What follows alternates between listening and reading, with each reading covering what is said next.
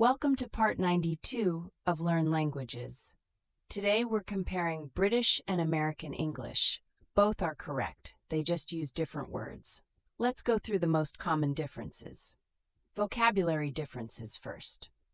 British lift, American elevator. British biscuit, American cookie. British chips, American French fries. British crisps, American chiflat, American apartment. British boot of the car, American trunk. British bonnet of the car, American hood.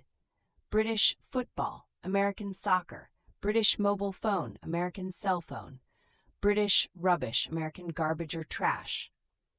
Spelling differences. British color, American color. British center, American center. British realize, American realize. British traveling, American traveling.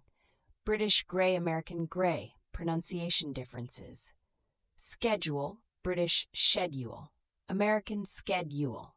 Aluminium, British aluminium. American aluminum. Tomato, British tomato. Tomato. Controversy, different stress in each country. One important note, neither version is more correct. Just be consistent in your writing. Choose British or American and stick with it. Subscribe to Learn Languages for a new lesson every week.